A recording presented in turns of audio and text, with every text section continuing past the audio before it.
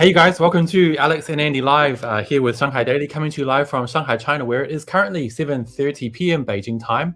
It is the 1st of May, Sunday the 1st of May, and day number 31 of our citywide lockdown.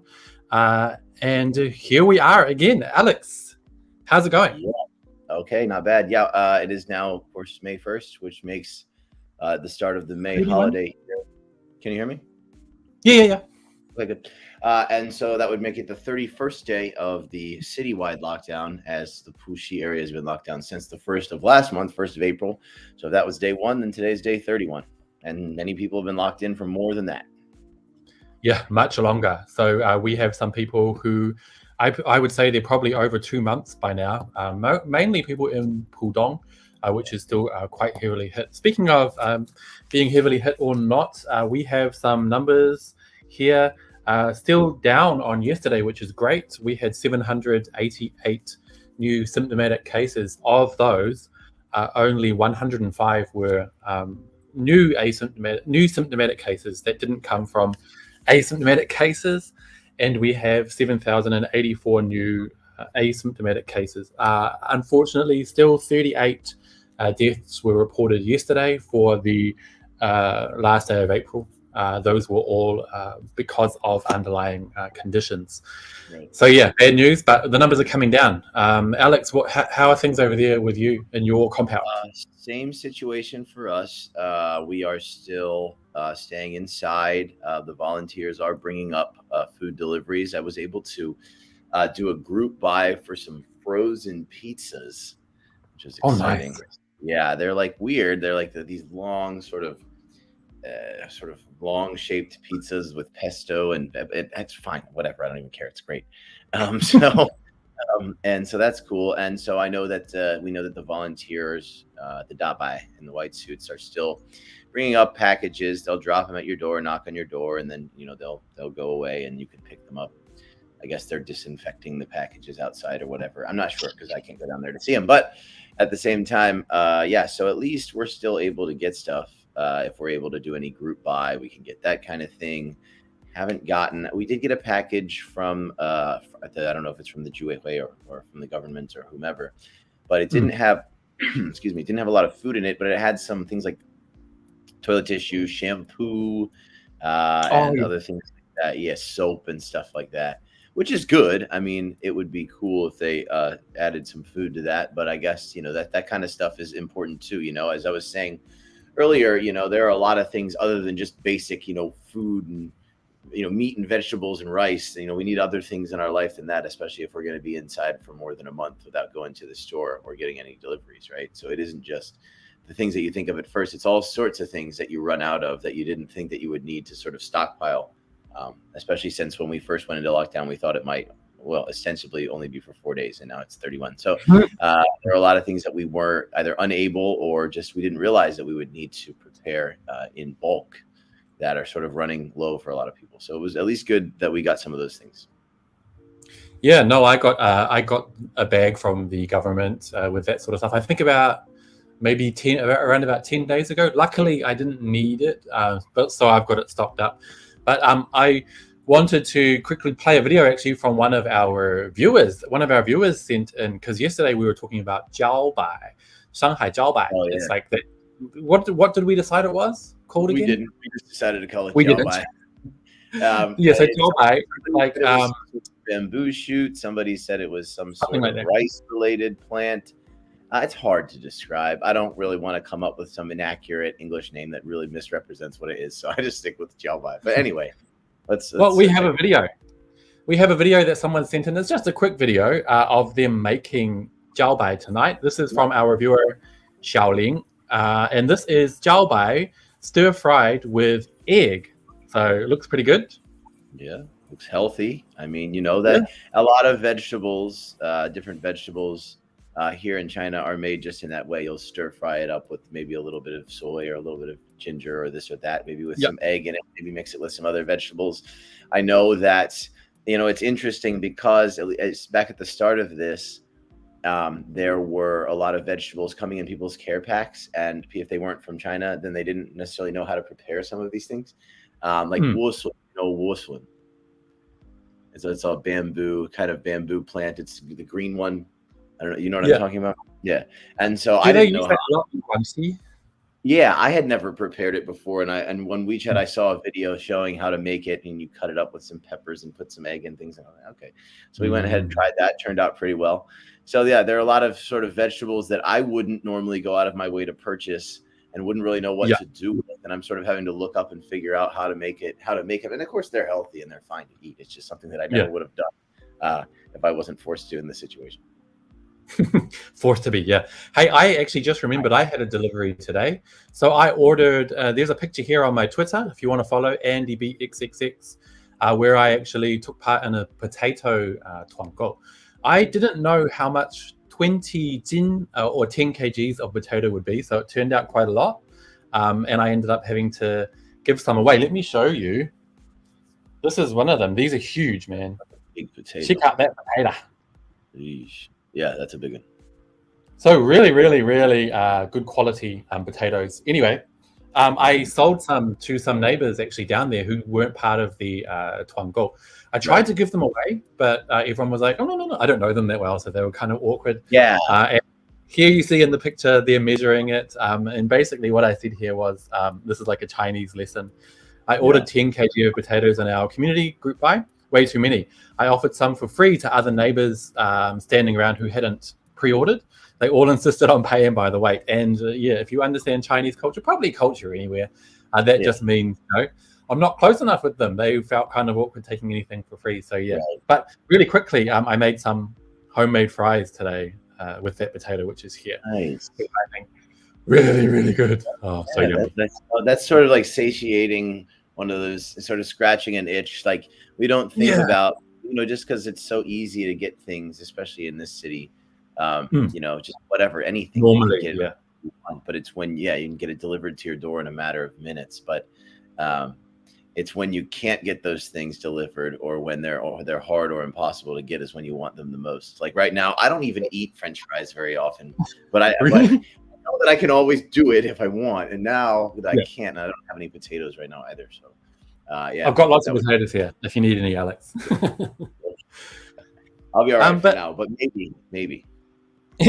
I want to quickly talk about some other news, because we had a question yesterday that was in regards to the number of cases. Actually, first I'll go back to our website, because we have a new metric. It's not actually new, but it's this number here, which is new infections found in screening of high-risk people.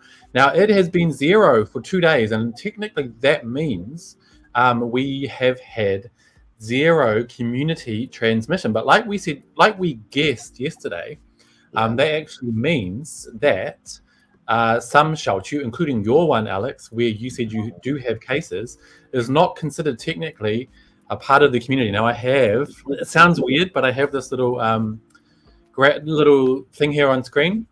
There we go. Basically, infections among those I'll make it bigger because it's quite hard to see if we're there. Infections among those in closed loop quarantine and control, which means they won't be counted as community infections, are anyone where there are infections found in people under central quarantine, obvious. Infections found in people who are under home monitoring, infections found in lockdown areas. Now, this is the key, because that is actually technically your xiaoqiu. So you're very much still part of the community, but any cases found there won't be counted in community spread, Alex. Yes, so that's good to know. Obviously, it's not ideal. The ideal thing would be that there were zero cases in Cases. any neighborhoods that aren't specifically designated as quarantine facilities. But I do Hmm. understand why they're doing other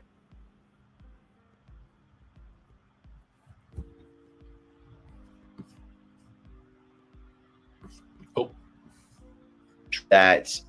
Yeah, that no one in my community or my neighborhood or any of the neighborhoods like mine that have had recent positive cases are going outside anywhere, and so there's no potential for any of the COVID that is in my community to be spread to other communities if no one from the community is going outside and interacting with any people, places, or things outside of our hmm. communities. And so I think that's the reason why they do that. It does sort of, for me personally, and I'm sure for some viewers, it does sort of call into question, like, okay, so so was it like this before, or have we Yeah. changed it? I think there's been a change.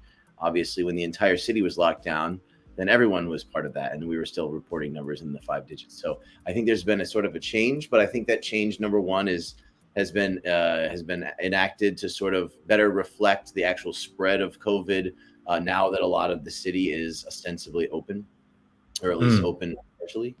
And also, it just allows us to get closer to that so-called dynamic zero COVID, right? Yeah. But I do have to say it is quite confusing. So I Yeah. was, I think what we guessed yesterday was spot on. A lot of people were getting excited yesterday when some websites, not official media, were saying, oh wow, we've got to COVID zero, um, Yeah. communities COVID zero, which I think technically, if you look at these rules, it's correct. But I think based on the average person's understanding, not quite what you might have expected. Now, I want to talk about the other vector here, which is high risk groups. So here we have on Shine every day new infections found in screening of high risk people, Yeah. which may be a bit confusing. So here it is actually spelled out in the second Right. graph here. Infections detected in high risk groups include infections found in controlled and precautionary areas. So that is other communities like mine. So if there's any fact, I guess, Alex, do you read it as that? Well, I mean, if okay, yes. If I'm reading it verbatim here, infections found in controlled and precautionary areas. So there are three different areas as per our red, yellow, and green sort of traffic light style chart there.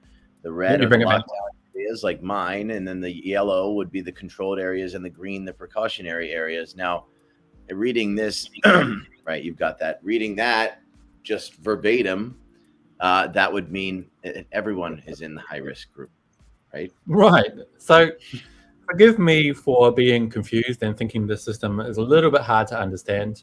But what I'll do is, as usual, we will bring in our pro, our Hmm. colleague, Yang Jian, who we hope will be able to fill us in on in this situation.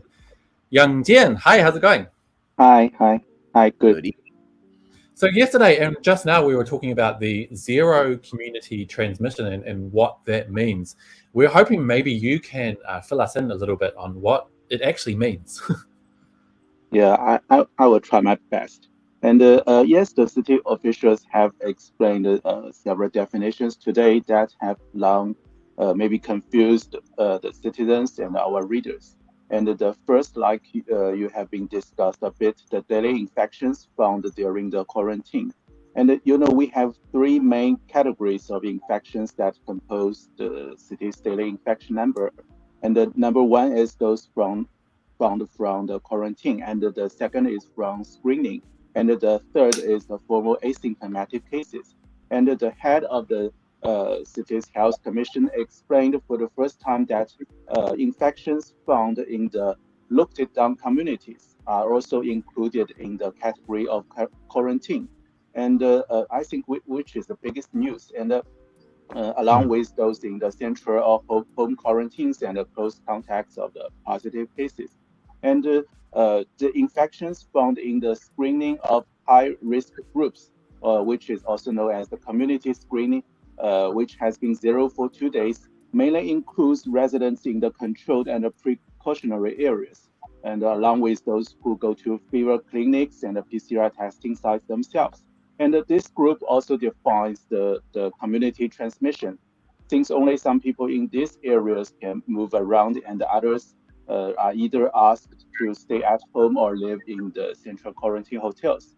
So it may be explain a bit why your neighbors test positive yesterday, but the official data of the community screening is still zero on the next day because Mm. the locked down areas are counted as people under quarantine rather than the community screening. And the second definition that was explained in the morning press conference is the zero social transmission, which Mm. is the chief target of the city's COVID fight. And the official explained if a district found less than one positive case in every 100,000 residents mainly within the controlled and precautionary areas for 3 consecutive days, then the district basically achieved zero community transmission. So the key is still on the controlled and precautionary areas. And if the district reports no new case in these 2 areas for 3 days, then it officially achieves the zero social transmission or community transmission goal, and more freedoms will be given to their residents. Ah, So, as I mentioned, the controlled areas and the precautionary areas are key to the city's primary target of zero social transmission. And he also noted that the locked down areas have become smaller. Only 3 million citizens, around 12% of the city's population, remain under lockdown at home, and 15 million people, or 60%, are already in the precautionary areas. He noted if all the 16 districts in Shanghai have achieved the zero social transmission target, meaning no case in the controlled and the precautionary areas for 3 days across all the local districts, then the city will enter the next phase of so-called normalized COVID prevention and control stage. Andy. ah, That sounds great. I love the word normalized. So, in any case, that's good information. And I wanted to ask you, and we actually just had a comment on the screen. I noticed while you were explaining that somebody in Qingpu district, which is in the western suburbs of the city, was able to get out and about today. And so I want to ask you, in the 6 districts that have been listed as having zero community transmission, what are the residents able to do in those districts where there's zero transmission going on, and then sort of what's the difference there between the other Mm. residents? These 6 districts have actually basically achieved the zero community transmission, not officially listed.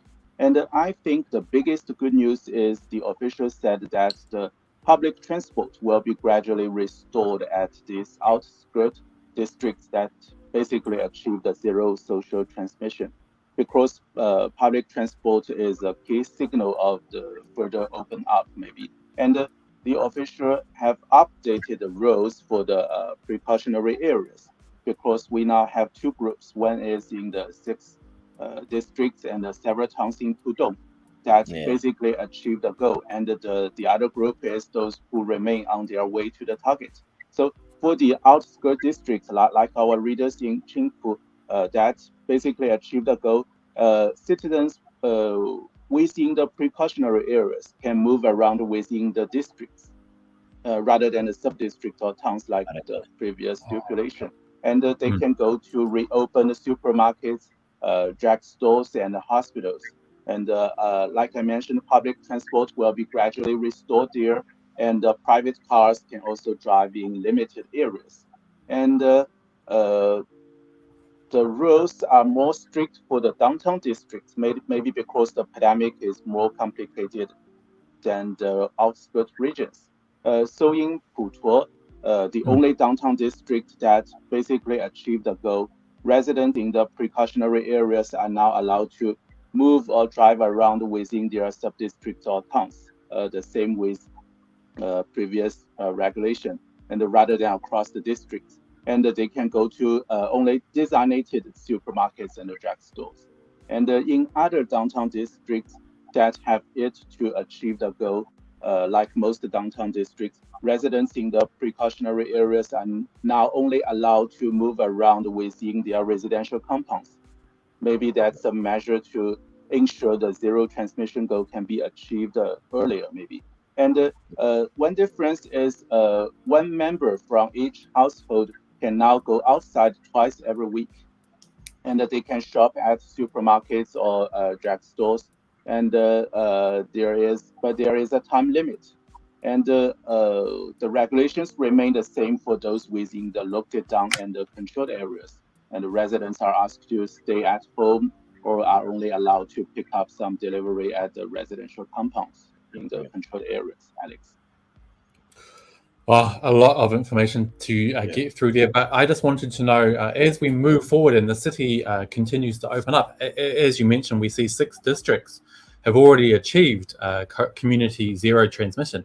What kind of new measures maybe, or new procedures may be put into place to kind of stop another outbreak, I guess? Yeah, actually, the official used a different phrase for the first time to describe the ongoing pandemic in the city. He said that the situation now is steady and tending to a good prospect, rather than they always said it is tough and complicated. And he said community transmission has been effectively contained in the city. But he also mentioned there are several challenges still traveling the city.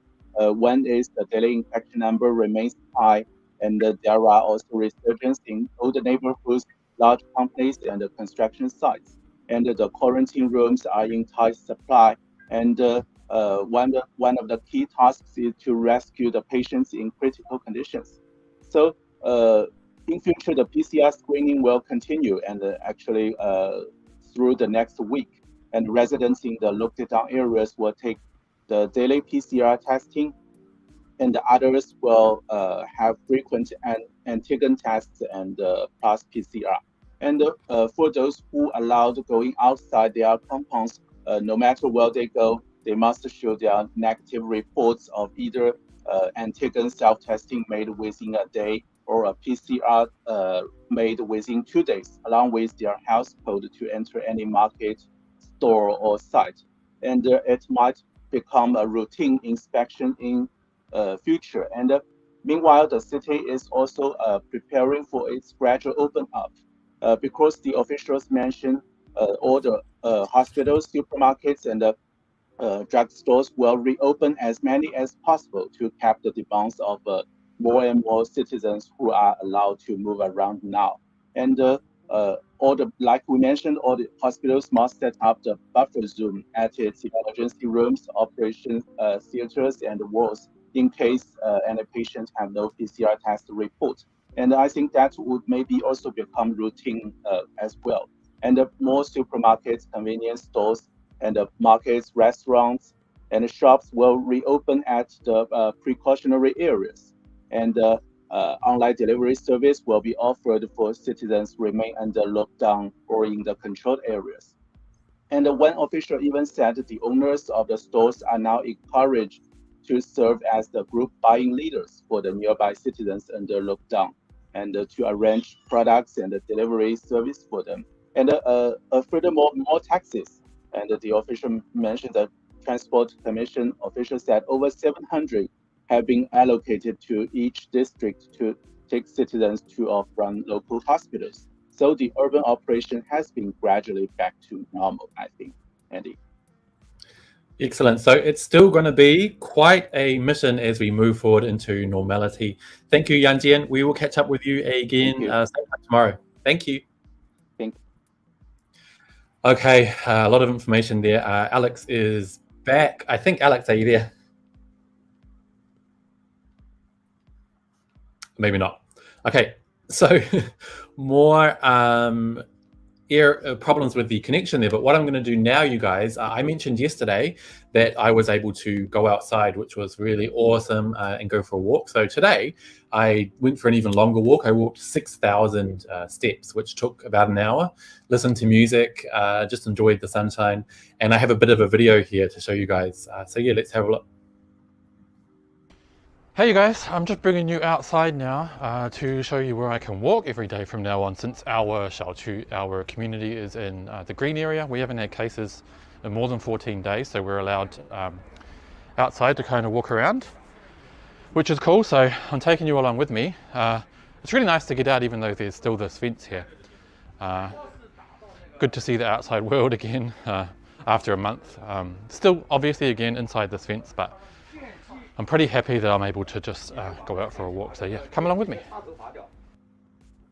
So yeah, this is what I was describing the other day, because our xiaoqu doesn't have indoor garden areas. Basically, what they've had to do instead, since it's just buildings in a city block, they had to put these fences up around the footpath, just in the gutter right by the road there, in order to enclose our area. So we are allowed to walk around in this area. There's me reaching the end and turning back. So basically our community is a city block. So it's that city block on the inside where, I'm walking around the outside of it, which is, I think we have about 2,000 or less people living here. It's actually considered quite small. So you can see here, I'm about to return back home. And that little tent there is where a security guy lives. He sleeps down there every night, which is quite tough. But yeah, you can see how quiet it is.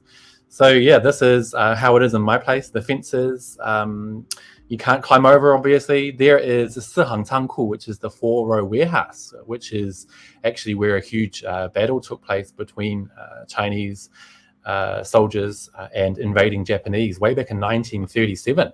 So that was right next door to where I live. A lot of history in my area.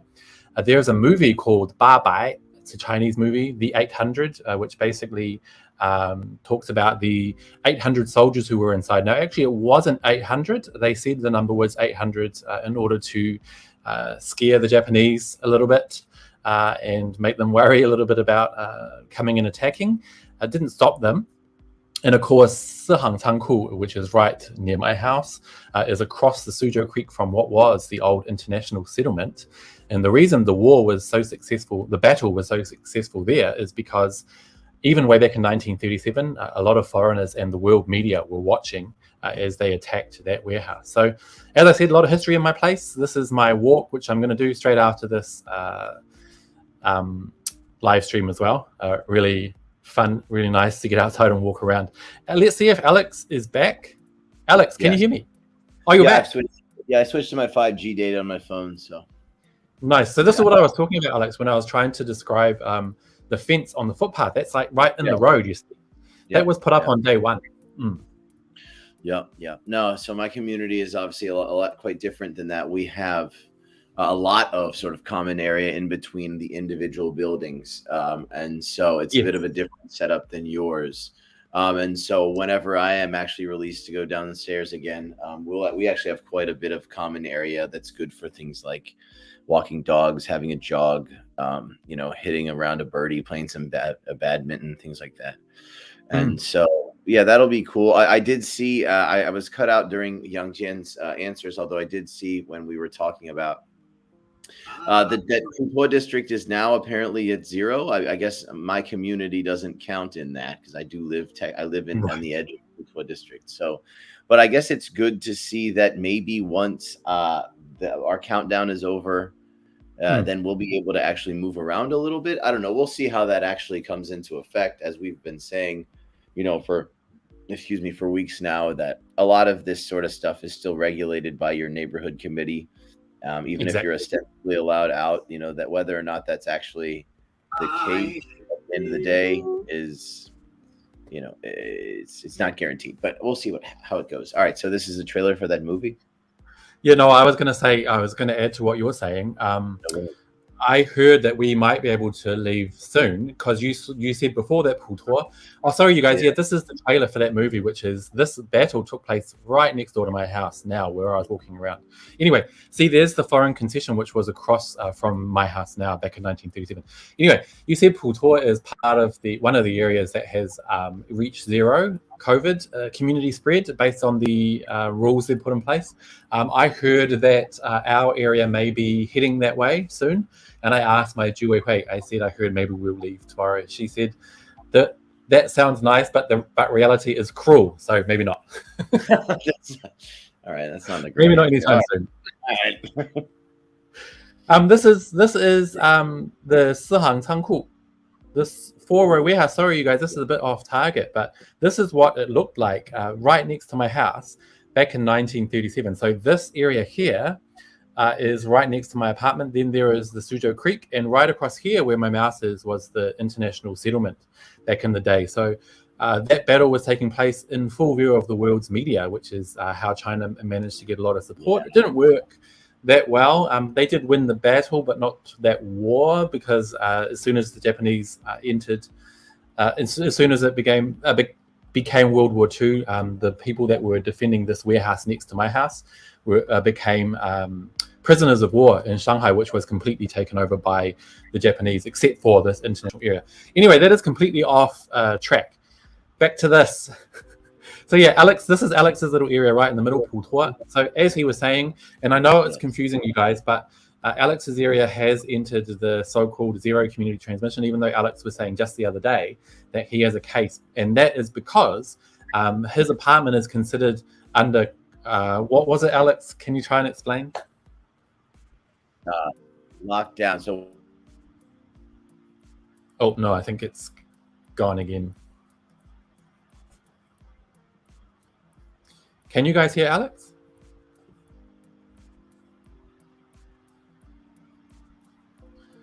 Oh, bugger. Okay, we can't hear.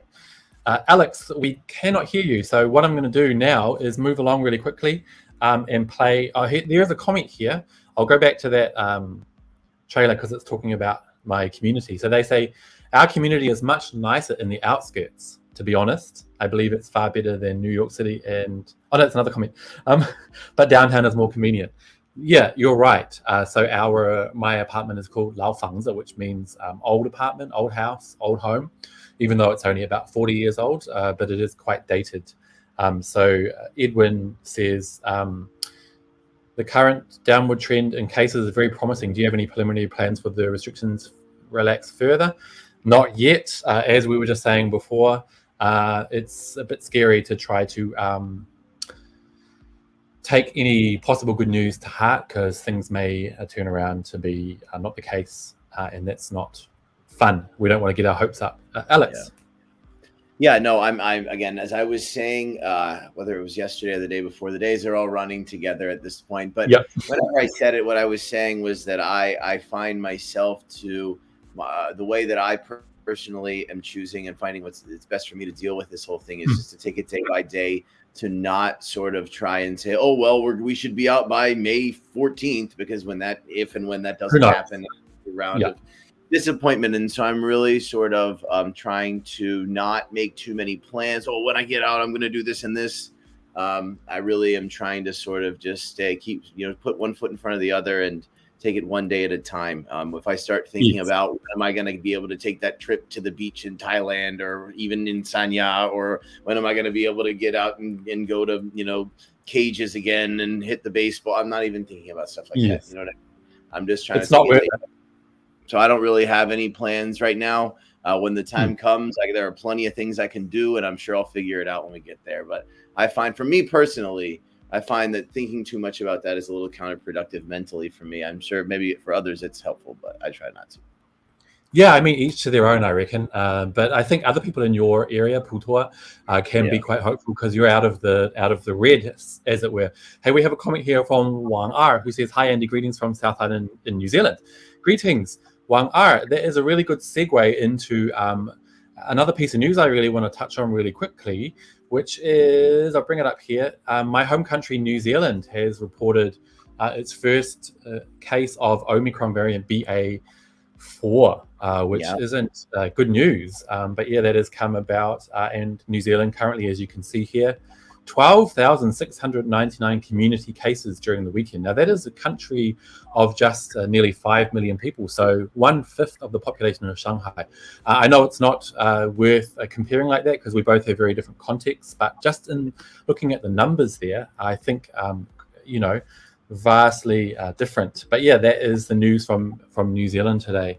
Right. I chatted with some friends and family. They're not terribly worried. I think people have kind of decided to let it go a bit, and they're not kind of worrying about it too much. Maybe the same back in the States, Alex. Yeah, surely. I mean, obviously, I don't know if we have this BA4 variant, but I don't think people are going to care either way if we do. And the reason for that is, I before I get into that, and I won't get too far into it, but I do want to say, I think it's important that we pay attention to what happens, or that the world pays attention to what happens with this BA4 variant. If it continues to follow the trend of the previous variants, it may be highly transmissible, but it may be even less dangerous. We obviously know that, with the exception of the Delta variant, which was seemingly more dangerous than the original novel coronavirus, each subsequent variant has become less virulent, less dangerous, has caused less death and serious illness. And so without being a virologist and being totally speculating, I imagine that this might be the case for this as well. So I don't think this is something that people in New Zealand are going to get super concerned about. And you know what? Maybe I'm being overly optimistic in saying this, but the novel coronavirus isn't the only coronavirus. The virus that causes the regular flu is a coronavirus. The virus that causes the common cold is a coronavirus. And so maybe at some point, this novel coronavirus will mutate so much that it won't be the COVID-causing novel coronavirus anymore. Maybe people will start calling it something else. That would be a great way to get to COVID, wouldn't it? That would be a really good way to get out, like a little exit ramp for us here. Because like you're saying, it is true. The Omicron variant is much less virulent. And so if it could be that maybe it was renamed as common flu number 2 or something like that, hey, we could move back to, what we knew more than 2 years ago, which would be really nice. We'll see. We'll see. Anyway, it's not good news to see the variant. Of course, Alex, I think. But maybe I'm wrong about this. Maybe am I here? Maybe this new variant's a huge problem. We'll see. I'm just speculating. We'll see what happens. Yeah. And I think the important thing to pay attention to is sort of what happens with this. Is this causing a lot of death and serious illness, or is it not? Exactly. I think we need to do, that's where the dynamic COVID zero comes in. We can change our view, change our policy as time goes on. So let's see. But I just want to add before we move on from this story, that New Zealand obviously reported the first case of BA4. The variant in Shanghai is BA2. BA2. Geez, I can't even keep up. Let me see. The Shanghai BA2 and BA2.2, whatever that means. But yeah. I have no idea what that means. I'm not a virologist. It's just a bunch of numbers to me. Sounds like an ever updating computer program, but like in the sick backward way. Anyway, download the latest version of COVID. So I'm not going to even begin to talk about that. I have no idea, but maybe we can find someone who knows about that, and maybe that could be one of our interviewees on the next few shows. But in any case, we'll see what happens with that one in New Zealand. Let's hope that it's continuing to follow the trend of viruses, of novel versions or variants of the novel coronavirus becoming less and less deadly, and causing fewer serious illnesses. We hope it continues to follow that trend, so it's not something that we need to worry too much about. But we'll see. Don't know yet.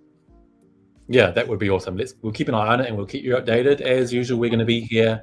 I guess we're going to be doing our nightly live stream until the city is open again. But we did have a comment before from somebody. I'm scrolling back. There's so many. Yeah. Anyway, somebody said, I hope Alex and Andy do a weekly show even after the lockdown.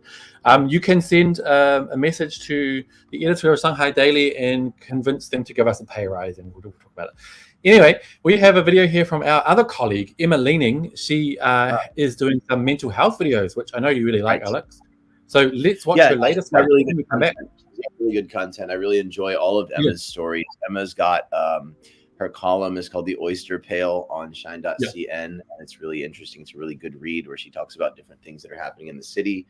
And then she's also got a show called Mental, where she talks about different mental health things, which I think is something that is important even under normal circumstances for people to make sure we take care of. I know that the world's sort of consciousness and understanding about mental health has really taken a lot of strides in the last few decades.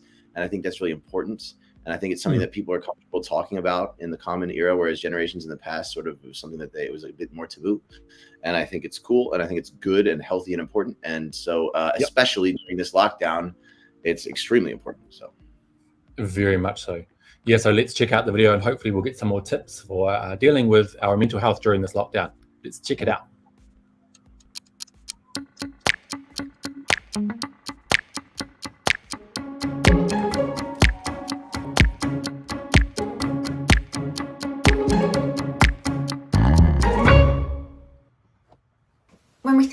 grief, we often think of the loss of a loved one, but there are many things that we can mourn, some of which we're experiencing now. I spoke with Bojin Hu about ambiguous loss and how to heal. How are you? Okay, I think ups and downs. There are moments in the day that are where I can feel quite thankful. And then there are moments that are very difficult. You wanted to talk today about ambiguous loss. We can actually look at this COVID situation, or lockdown situation in particular, as ambiguous loss. It's not very clear what we have lost, but we are, all of us, actually losing many things. We have lost our capacity to move around freely. We have lost our access to necessities. We're losing our usual ways of communicating with people who are close to us. Many of us were losing a sense of financial stability. Students who don't get to attend a graduation, they're losing a ritual, something that allows them to go from one stage to another. You know, when somebody dies, I think most of us know that we're going to go through a grief process. But I think it's not so clear to people that what we're experiencing right now is also a loss. What should we be looking out for in ourselves, but also in each other? Because so much of the symptoms, they're grieving symptoms. You're sad, you're angry, you're irritable, you're just anxious. And so many people sometimes say, I just feel numb. Is there anything in particular that you might recommend in terms of more managing their loss? Sure. I'd actually recommend having more of a structure around it. So say, for example, in a day, you give yourself 5 minutes to let yourself have all your panic and all your fears about, okay, it's not going to go back to the way it was. What are the things I feel sad about? What are things I'm afraid that I'll lose permanently? And let yourself have feelings about that. And then set a timer for another 5 minutes. And in this 5 minutes, think about how you would feel and how things would be if things went back to how they were before. Allowing your mind to occupy both of these different states. Do a lot of that self-care not only for your body, I need rest, I need to eat, but also self-care for your mind. It's like reading something that you find is soothing for you, listening to a piece of music, watching a movie that uplifts you. The other one that I think is actually also very helpful, just to sit down and write out another time when you've gone through something difficult and you've come out of it. How do we get closure? That's the thing about the epidemic. We don't know what the state of the world, the country, the city will be in a month, in a year. We are really, all of us, challenged to expand our capacity to tolerate uncertainty and to give ourselves time to both occupy the places that are uncertain and have our emotions about it. I hope we all give ourselves a pat on the back and just say how much I appreciate you, how much I appreciate what this body is doing for me. We can do it together. Yes. Thank you so much for your time today. Thank you. Thank you, Emma.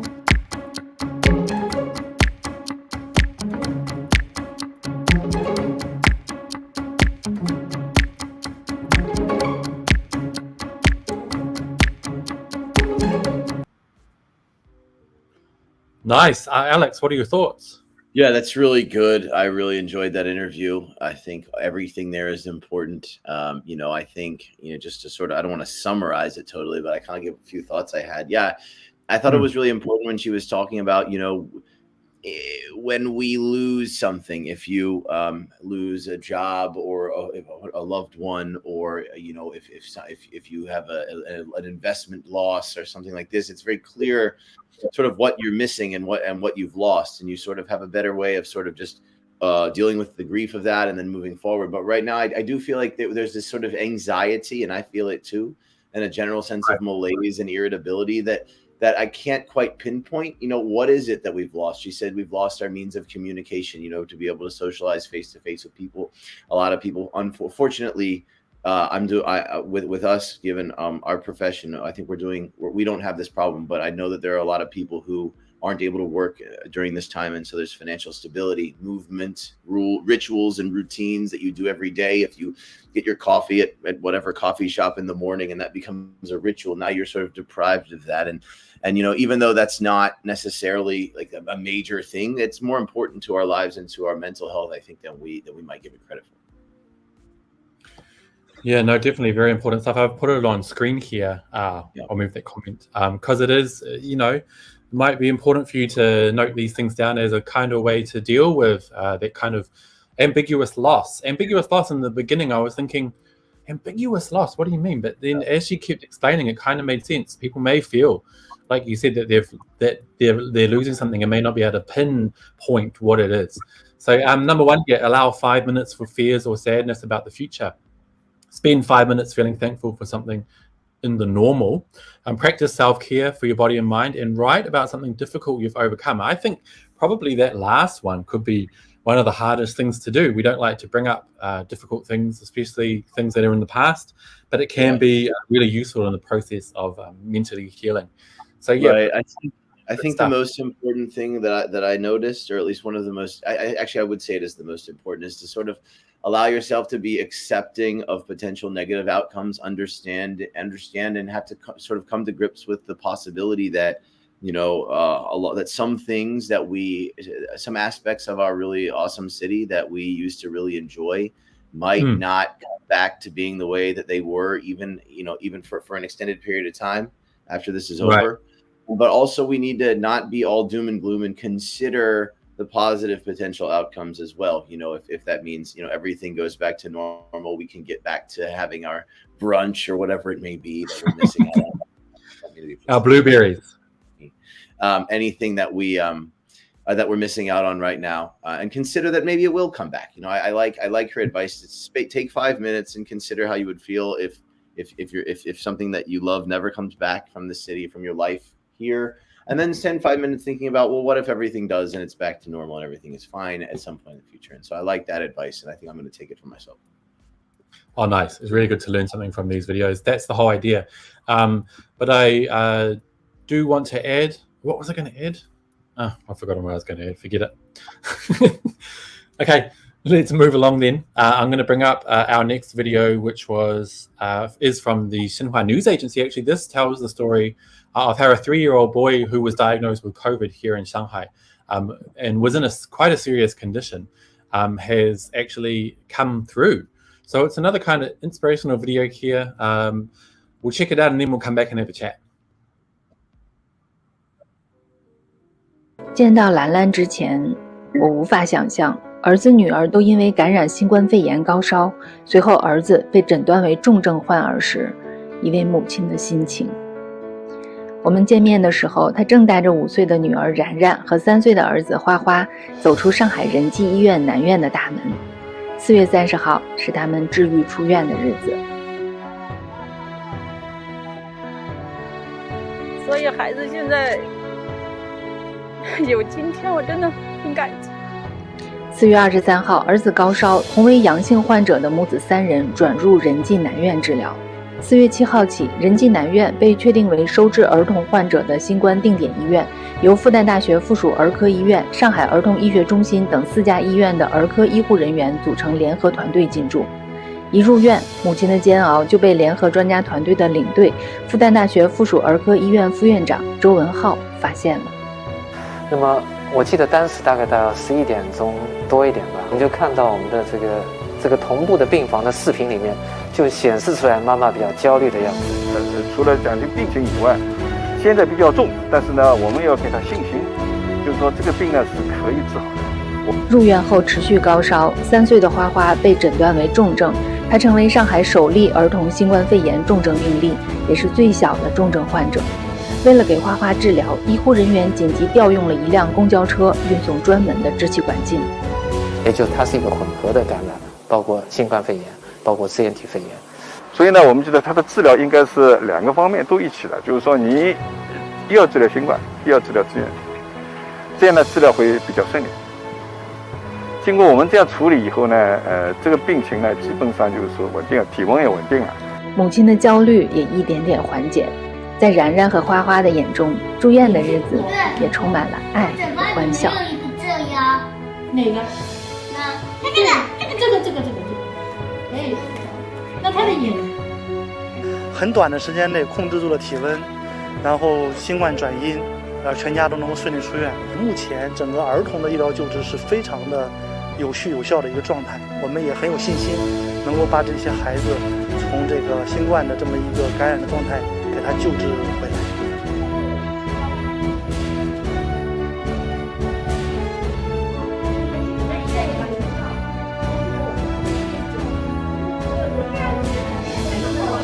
分别的时候，然然抱着一直照顾她的护士长莹莹阿姨不肯离开。阿姨抱抱，宝贝，对啊，阿姨给你说这个阿姨抱抱，阿姨抱抱。这些在哭也在笑的孩子，不正是我们不惜付出巨大的代价，坚持动态清零政策所实实在在保护的那些人吗？兰兰的孩子也可能是我们每一个普通家庭中的孩子。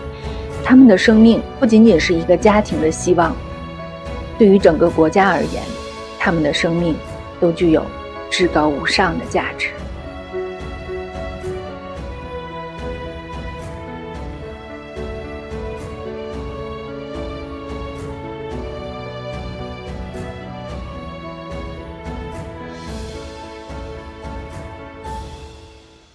Thanks to Xinhua Shuo News Agency for that video. A really touching story there of people coming through who obviously had a serious condition with COVID. Good to see. I think the music, if you're watching from overseas, the music is might feel a bit much. I think it's more aimed towards a Chinese audience. So anyway, what did you think, Alex?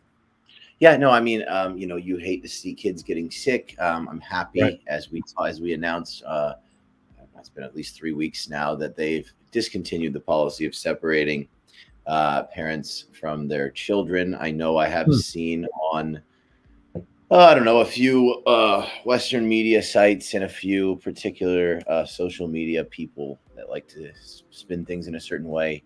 That's still happening. It's not, and that's fortunate. Did it happen in the past? Absolutely, and we're happy to see that it's not the case anymore.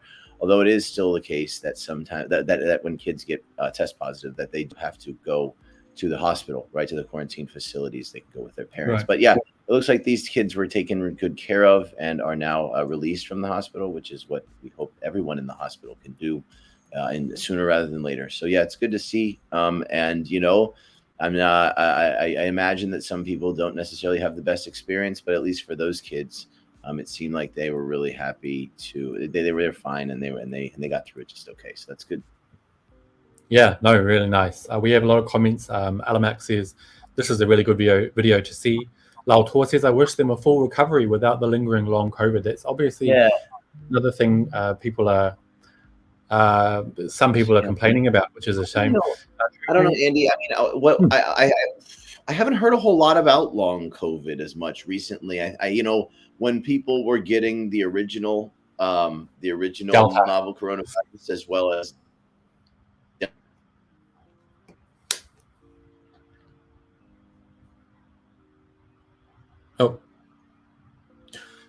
Alex, I think you're gone again.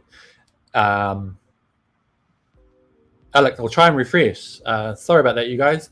Travel with Jean in China says the reason why some can come out better can often be connected with positive attitudes and not giving up hope. I think that's important. And we did have another comment here from De Hua, who said, why do so many young people have psychological issues these days? During lockdown, I finally found time to catch up with my personal stuff. Don't we all work with our laptop anyway in offices?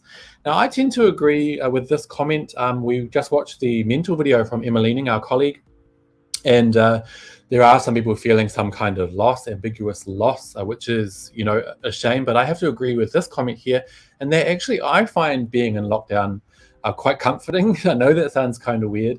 People are saying, like in the video we just saw from Emma, her guest was saying people don't have any certainty in life under lockdown. I actually find my life has a lot of certainty under lockdown because I don't have many options. So I don't need to worry about going out to see whoever, going out to do this, going out to do that. So actually, I don't find myself with the same issues. But of course, there are people who do have those issues. So it's important to look after that. Alex, you're back. Yeah, I was just to finish up the thought I had when I was so rudely interrupted by my terrible internet. By yourself. As I was saying, I haven't heard as much about long COVID during this whole Omicron surge. When it was happening with Delta, I had a couple of family members who got Delta, and they had some lingering symptoms for quite a while. And I'd say they seem to be over it now, but they definitely were dealing with a relatively long COVID, as it's been called. But I haven't heard a whole lot about that with Omicron. And so hopefully that's a much less common phenomenon, as I suspect it might be with this variant. Yeah, no, obviously, because this variant hasn't been out for very long, so we don't know any effects that may come from long COVID with Omicron. So yeah, we'll see, but hopefully it's not an issue. It does sound hideous. I haven't read too many medical journals or anything on long COVID with the original variants. So I know I know that people say it may exist, but I'm not too sure what the thing is behind that. Yeah. Comments. Kevin James Ing says sometimes lost will finding yourself with courage. Oh yeah, I guess yeah, getting through the tough times for sure. Someone said we'll watch the recorded show. Cheers, guys. Awesome. Mark Hur said I loved my first lockdown. I went for like 2 or 3 months. Yeah, each to their own. I really don't. I was thinking today when I heard downstairs that we may be looking to be opening up soon. I was kind of like, oh, that's good, but also kind of bittersweet. I know that sounds really tragic, but I haven't had a tough time during lockdown, I'm happy to say. But as you said, Alex, before, there's a lot of factors involved where I'm quite privileged, where other people are not. For example, having a steady income, which is a huge thing for a lot of people here in Shanghai. Right, and I forget her name, but the woman that Emma interviewed talking about mental health, she also mentioned that as well as another one of those factors that can contribute to uncertainty. And I definitely can understand that, but I know that everyone, regardless of whether you're struggling with that or other things, there are a lot of different factors in sort of points of pressure where uncertainty can be introduced into your life because of this whole thing. So yeah. Exactly. Nah, too right. Hey, I'll just quickly read a comment from the Shanghai Daily Shine WeChat live stream, which is going on right now. Roger C says options are foolish. I think he was talking about how I said I quite like the idea of not having options under the lockdown. So yeah, thanks for that comment. And thank you to everyone else who left comments, whether it was on the Shanghai Daily WeChat, as I just read, or the Shanghai Daily Twitter, Facebook, or YouTube, or the reports on China YouTube, or my personal Twitter. Thank you guys so much for joining us. As usual, we will be back same time, same place tomorrow with another update. Alex, I'll see you then. All right. See you everybody tomorrow. Thanks for tuning in. Bye-bye. Bye-bye.